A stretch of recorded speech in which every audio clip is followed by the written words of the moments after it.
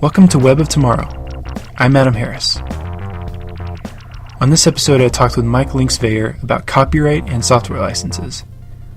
Mike is a technology entrepreneur, developer, and activist. He was a CTO and then the vice president of Creative Commons and is now on the legal team at GitHub. So tell us about some of the things you work on at GitHub. So I helped the company a lot internally with deciding what to open source and what licenses and related policies go around with open sourcing materials, and also help vet dependencies that we'll end up using in our software based on what licenses those dependencies are using and their provenance.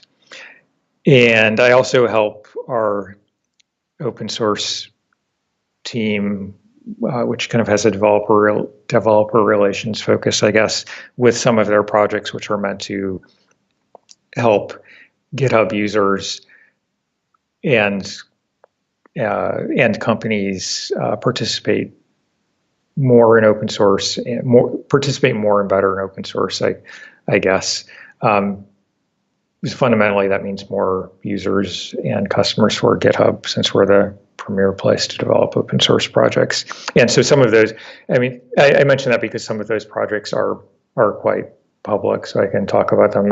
Like we released open source guides fairly recently, which has, I think, very well crafted chapters on a bunch of different issues regarding participating in open source, starting a project from both the contributor and maintainer perspective. And one of those is the legal side of open source. At a very high level, all of the different issues that you need to think about when you're running an open source project.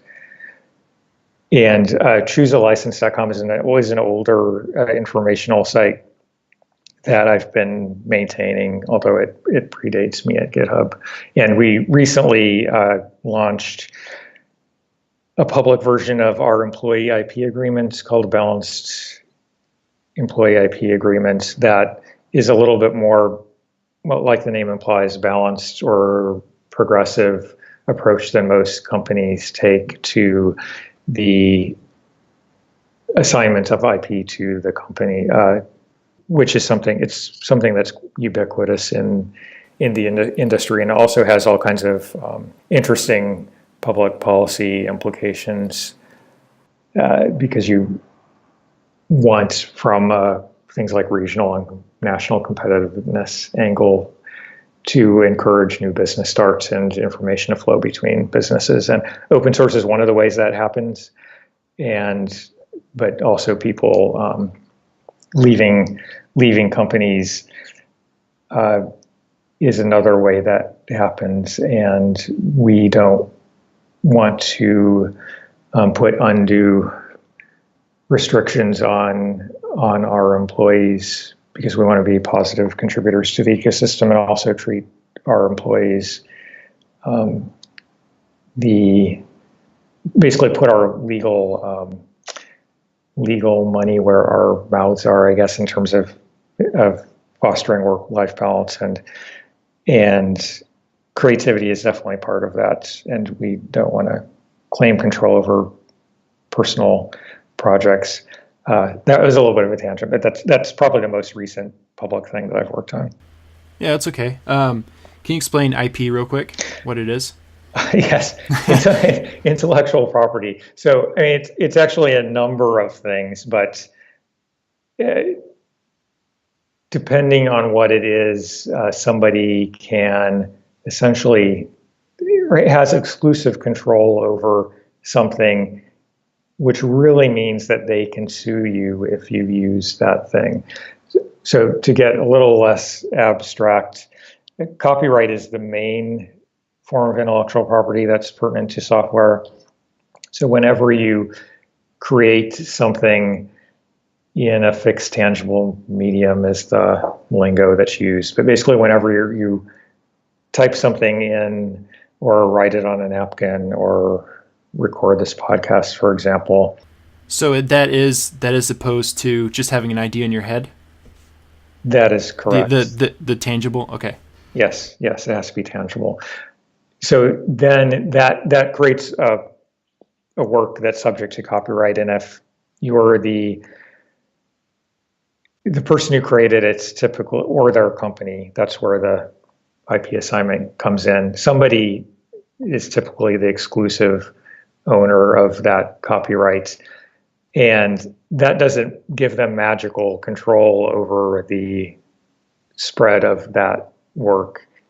What it does give them is the ability to sue people who share or use, modify, etc., that work without getting their permission in advance. There are other kinds of intellectual property like patents, which usually thought of as covering inventions, and those are not creative works that are captured in tangible medium. It's usually something like a method for doing something, and patents have very controversially been applied to software in the last few decades, which means that you could implement some way of doing something in software. Some company has a patent on that method, and unbeknownst to you, you've infringed on their patent, and you or your customers or users could get sued many years down the line. There's also trademarks and a bunch of lesser known forms of intellectual property. If someone is a small time GitHub open source person, they've made an open source library or something, why should they care about legal stuff and licenses? Well, fundamentally, because as I said before, if you do, so I described before about how when you create something in a fixed tangible medium like software, then you're the exclusive owner, meaning that basically means that if somebody else uses that software without your permission, you can send a takedown notice or sue them. And that's one reason why you need to care about licensing if you're intending to develop an open source library, for example, because you actually want people to use it. And anyone who's savvy, for example, at a company, they're not going to use that software you create if you don't give them permission to in advance, because they don't want the liability of using software that's under somebody else's copyright where the copyright holder hasn't granted permission, because that fundamentally means that that copyright holder could sue them at any time.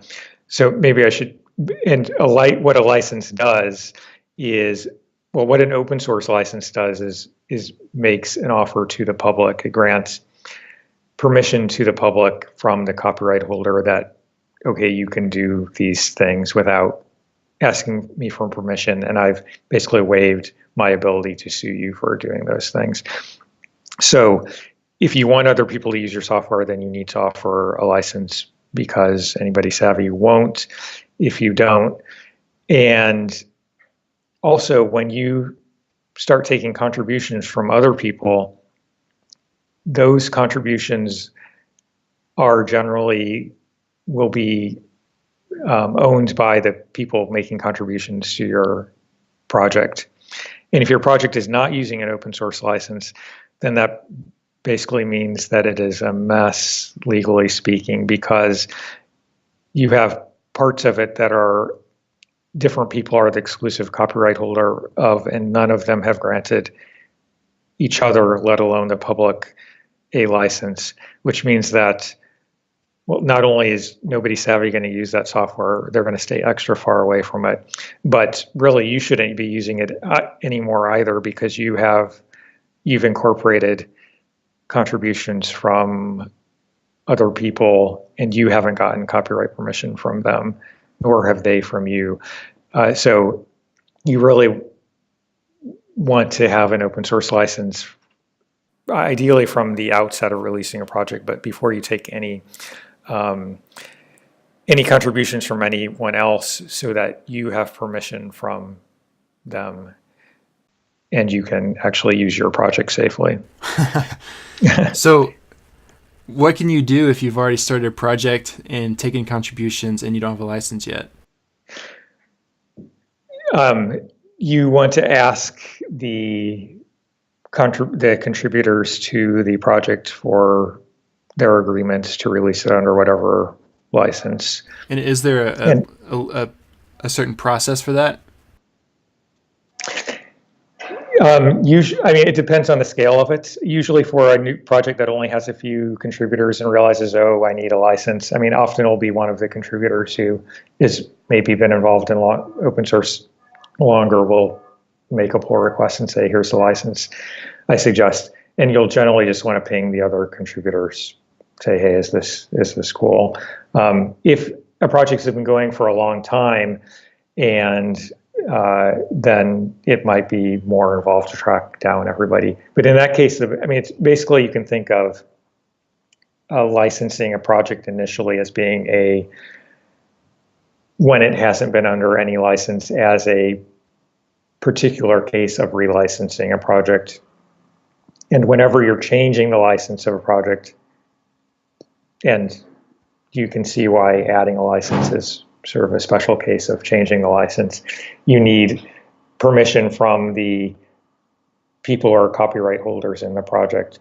So there's a section of the legal side of open source guide and the open source guides that talks about this briefly. But for really big projects that have hundreds of contributors over many years, and they decide they want to change the license, then that can be a multi-year process of tracking down everybody and figuring out whether the person or the employer, or in some cases the heirs, own the copyright and can give permission for the new license.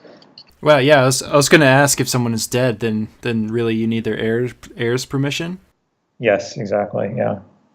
Yeah, so I think the case I mentioned in the open source guide about legal issues is the Mozilla relicensing of the Netscape code.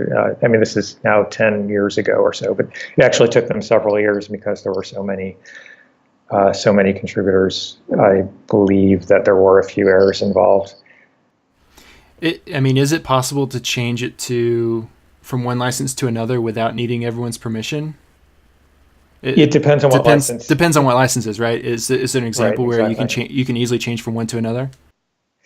Yes. Changing is not is effectively you can change it. That's not precisely the right way to think about it. So if you're using what's typically called a permissive license, which means it has very few conditions, or conditions that are easy to fulfill, like the MIT license is probably the most common. Its only condition is to keep a copy of the license with the software. And by condition, I mean, I'm giving you permission. The permission of the license is subject to this condition. So you can take advantage of the permissions from the copyright holders, contributors to the software, so long as you follow the conditions stipulated in the license. And in the case of MIT, the only condition is keep a copy of the license with the software. So if you want to change the license of a project that is under MIT to something that has more conditions, then you can easily, the current maintainers of the project that decide they want to make that change of license can do that just by having new contributions be under the new license, say the GPL, for example.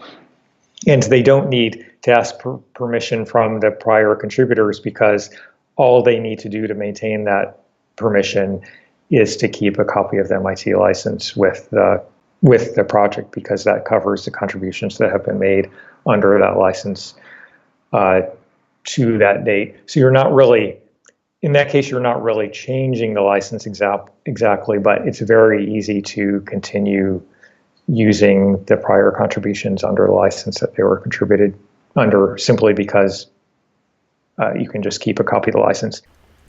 So what are some common misconceptions about open source licensing?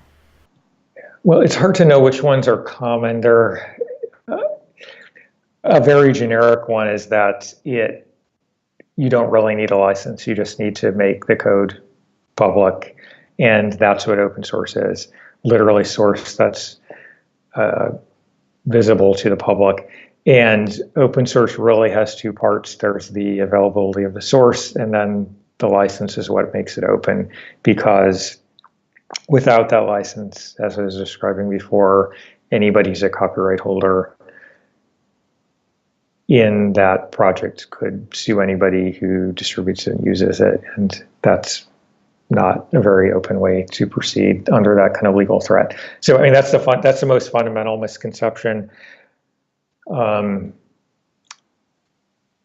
Another common misconception is that free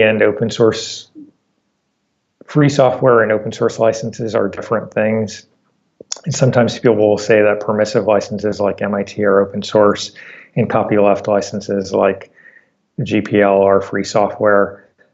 In fact, all of those licenses are both open source and free software. If you look at the list of licenses published by the Open Source Initiative as conforming to the open source definition, and the licenses deemed as free by the Free Software Foundation, they are the same set of licenses with the same qualities. Really, permissive licensing versus copyleft licensing are different strategies for doing free or open source software, as opposed to different things entirely. So they're both free and open source software, and the corresponding licenses are free and open source. Another misconception, I think, is, it's broader about open source, but it gets talked about in terms of licenses. Open source licensing is a business strategy, not a business model. And I think this has gone away to some extent, but it was a big problem in the early years of free and open source software that somehow releasing software under an open source license was sufficient as business and would somehow magically make people pay you under, I'm not exactly sure what theory, but really, if you're thinking strategically about open source and licensing, it's an open source license is part of like a decision in pursuing a broader business strategy. It's not something that stands by itself. You mentioned a second ago copyleft. Can you explain that really quick? So I mentioned license conditions before, and those are the things that you need to do in order to have the permission of the copyright holders who have granted you permissions with the license. So permissive licenses, the only condition tends to be keeping a copy of copyright or other legal notices. Copyleft licenses add another condition to simplify greatly, that the software, any changes you make to the software have to remain open source. So the GPL, there are actually multiple versions of the GPL, but in general, the way that they implement this is by saying that you have to make the source code available to the software, and you have to license your changes under the same license. So if code is under the MIT license, you're free to use it so long as you keep a copy of the copyright notice. You could even make your own proprietary software that includes that MIT licensed software. That's totally fine, because it doesn't have any conditions about what the license of derivative works have to be. The copyleft licenses like the GPL, if you make changes to the software, you have to license it under the GPL, and you have to make the source code available. So basically, in general, copyleft licenses are a way of saying, I don't want my code to be used in proprietary software. It has to stay free and open source software. Okay. Can you also explain what you mean by derivative work? Yes, basically just means that you've changed or added on to in the case of software, the source code. So you've made patches. If you change it, you've created what's known in copyright terms as either a derivative work or an adaptation. And that means that you are also a copyright holder in the work that you've modified because you've contributed some work in a fixed tangible medium. You've contributed some source code to that project. So you're also a copyright holder. But in order to make a derivative work, you need permission from the owners of the work that you're modifying. So you can think of it in an example from outside of computers is if you're translating a book, then you have the author or the publisher of the book in English, for example, is the copyright holder of the book. The person translating the book into some other language needs permission from the copyright holder of the original book, but the translator also becomes a copyright holder, and depending on the agreement they've made with the author or publisher of the original book, they might be able to offer it under different terms, and so something like the GPL basically says if you applied it to if the GPL was being used for books, it would say that the original author licensed the book under the GPL, and that means that it's giving permission to do translations have been given in advance, but the translator has to release those translations under the GPL and say there's source code to books, then the preferred modifiable form of the book has to be made available of the translations that other people can continue to make further changes and adaptations without fear of getting sued by either the original author or the translator. And that's fundamentally exactly the same as how it works with software. Yeah, the book example is interesting. They have to provide the source for the translation. Does that mean the end result, or how they got to the end result? Well, I mean, this is an odd thing with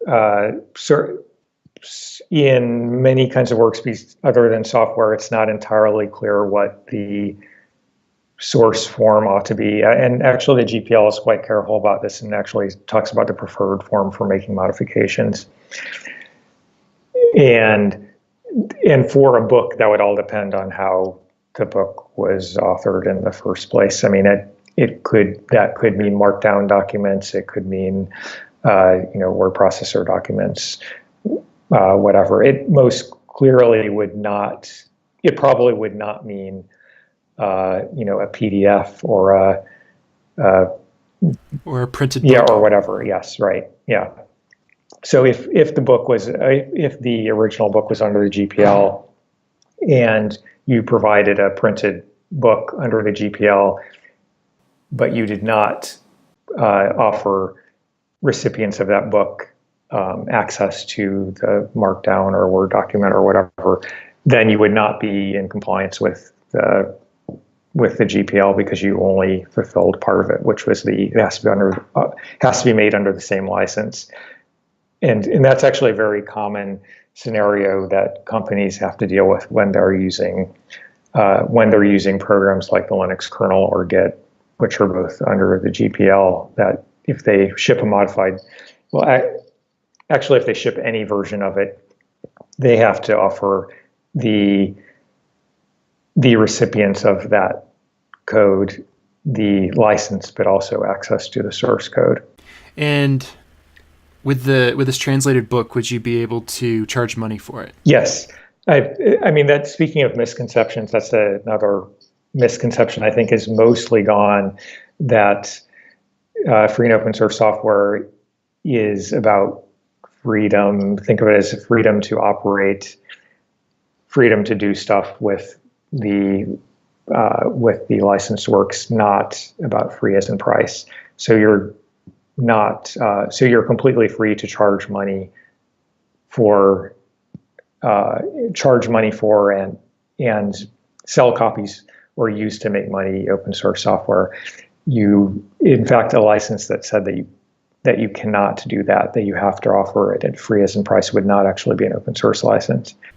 Okay, so then do you only have to provide the source code, the markdown file, the Word document, whatever, to the recipients, only to the paying customers?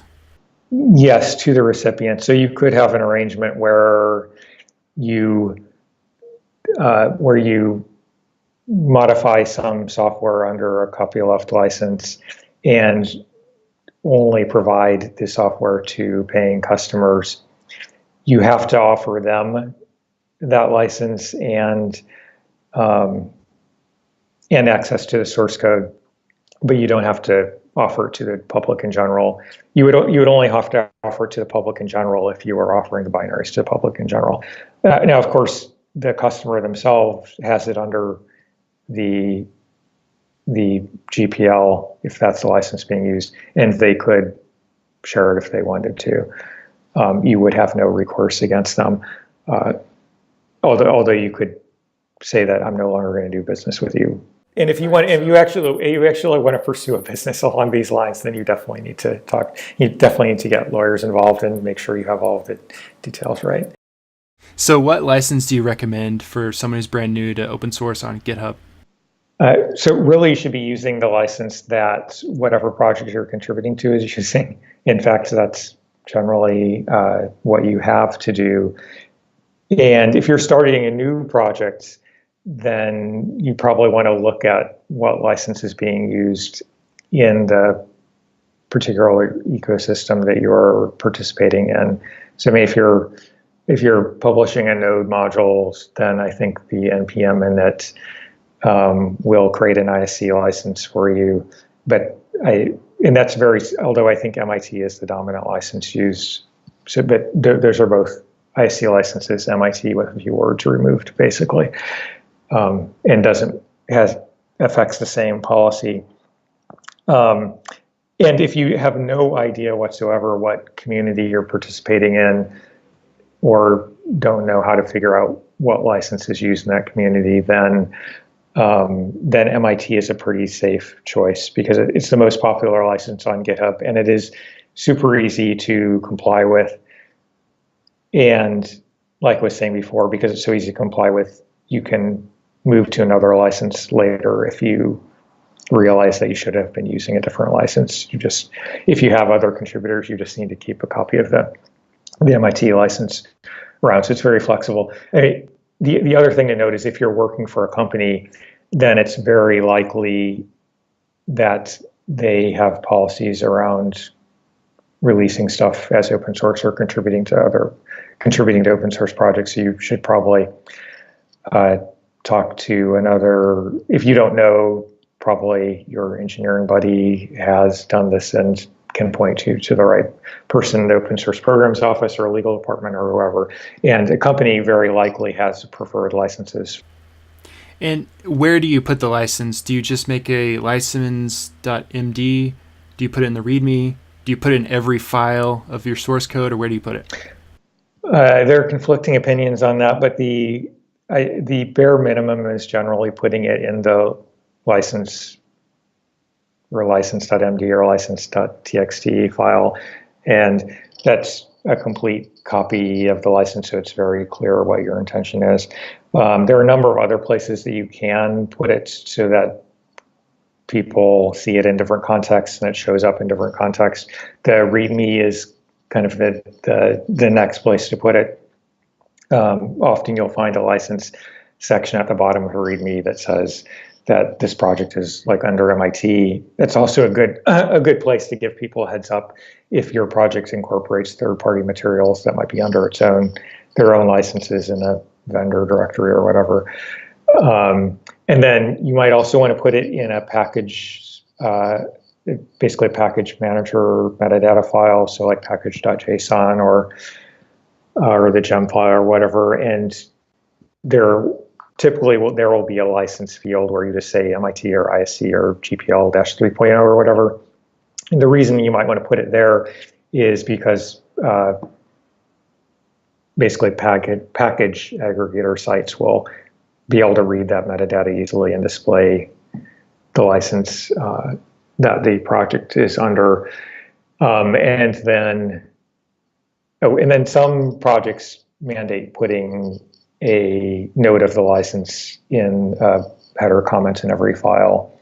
And just that on the idea that makes it easier to track the license if somebody takes that single file out of context and puts it someplace else. So that's I think that's the latter thing is, I think, largely a cultural thing, and older and larger projects enforce that kind of policy. People publishing individual NPM packages tend to not bother with the license statement in every file. So you mentioned you might want to notify people of the licenses of your dependencies that might be in a vendor folder or something. Right. Does it make a difference whether or not your dependencies are actually committed into the repo, or if you're using NPM, for instance, to pull them in? Yes, it does make a difference, because if you're just referencing them in a dependency file and you haven't made a copy of them in the repo, then you're probably not distributing those dependencies to users so that you don't actually have any obligations under their copyright licenses. So if you have let's say you have 1,000, and you're publishing your own NPM module that has 1,000 dependencies on other modules, and they're all under an MIT license, that's like a lot of different copies of the MIT license with their associated copyright statements that in theory you would need to copy, but because you're doing it by reference, you don't have to keep a copy of those licenses. Now, if you're shipping a program in a way that the code from all of those modules ends up actually getting distributed to users, then you'll actually want to provide those licenses to the users. And you can see cases where that is done. If, like in the Chrome browser, you type Chrome://credits, you'll actually see a web page, like built-in web page that has all of the licensing information for all of the dependencies that end up getting shipped with Chrome.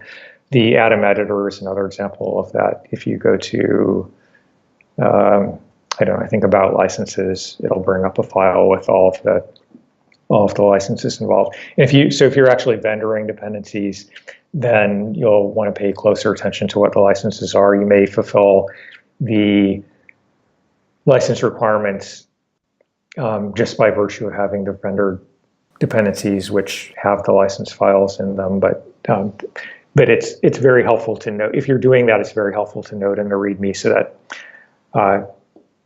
reusers who might have different concerns about licensing than you do as a developer can be certain to vet the full set of licenses that they need to when deciding to use the software. Okay, I have another question from earlier when we were talking about derivatives. Sure. You mentioned that if you're changing the code or making patches, then that's a derivative.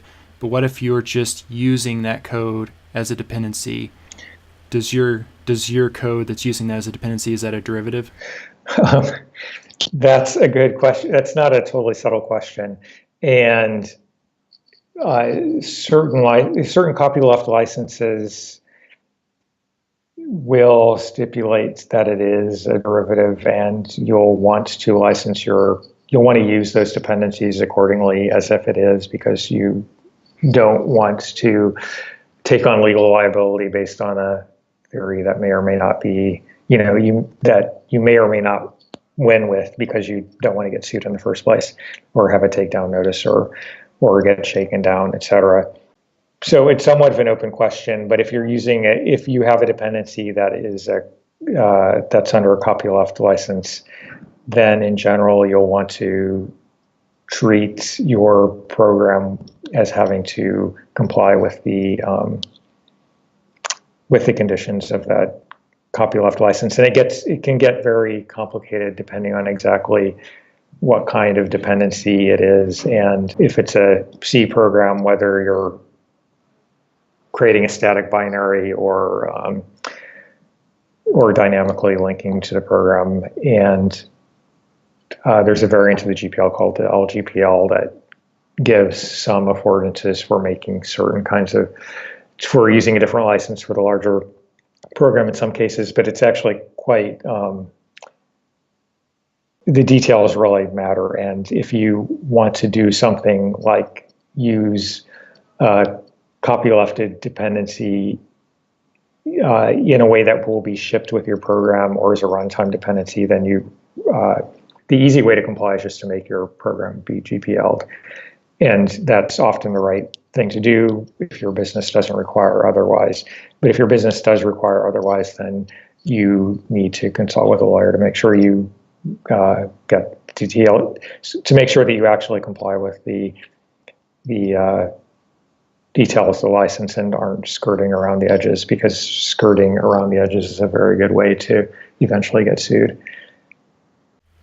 When it comes to, we talked mostly about software, but what about things like giving a talk at a conference or having a podcast or writing a blog?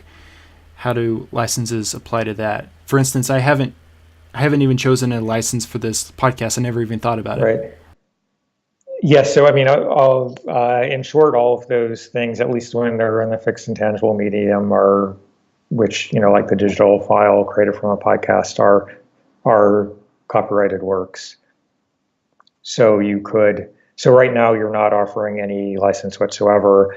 I mean, there's, probably some implied license by publishing it on the web. That means that people aren't going to get in trouble from downloading the podcast from your sites, but you haven't given permission to other people to redistribute it, for example, or to take excerpts and use it. I mean, presentations are actually a great example, because that a presentation will often use a bunch of works from other people. So let's say that somebody wanted to use an excerpt from your podcast in a presentation they were giving. Well, you haven't given them permission to do that.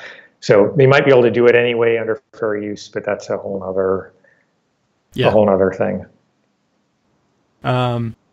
So I saw on your blog that says everything by me published anywhere except where otherwise noted is dedicated to the public domain. Yes. And I was just curious about that. Why did you decide to do this? Just because in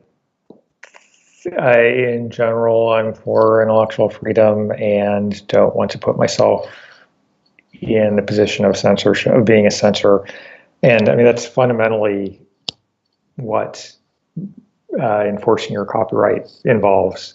Because as I said towards the very beginning, as a copyright holder, you don't have magical control that prevents people from sharing or using your works, but you do have the ability to go and submit a takedown or sue them or otherwise threaten them. And I just don't want to be in a position of being that person. And I'm not. I don't need to be in that. I don't have a business need for doing that. Now, of course, a lot of the work I do now is copyright my employer, so that statement doesn't apply. I'm just not the copyright holder there, period. But fundamentally, I have a commitment to free speech and free knowledge, and no particular individual business reason to go around having the ability to sue people. And I guess also another thing is why the public domain and not, why don't I release everything I have personal IP in under an open license? And I think that's just because licenses are complicated. And I think that complication, I would like to not burden it with people unless it's really necessary. Sounds good. So that's just a statement. Does that count as a license? Oh, well, that's another kind of existential question people have about the public domain, is whether a public domain dedication, which can take various forms, is a waiver or a license or something else, and whether or not it's effective. And I think it's perfectly fine to think of it as a license. If you conceptually, a license is, well, an open source license anyway is just a offer of permission to the public, possibly with some conditions.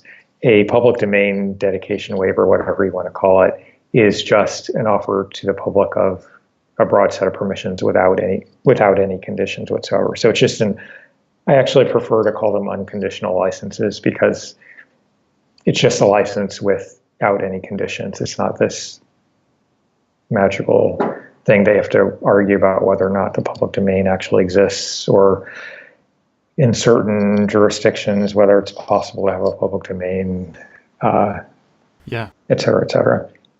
Is there a license that one could use on their blog that is a license but it has no restrictions, similar to that statement? Yes, well, CC0 is the license or legal instrument that is most commonly used for works other than software. And that CC0 actually goes through some hoops to try to address all people's weird concerns about the public domain. It's a waiver that says I waive any interest I might have as a copyright holder. It also has a fallback license that says basically if that waiver does not stand up legally for some reason, then I'm also offering this broad permissive license that doesn't have any conditions. You can also use, there are several other options, like the unlicensed and zero BSD licenses are basically MIT and BSD style licenses that don't have any condition. And there are other ones that I am forgetting off the top of my head.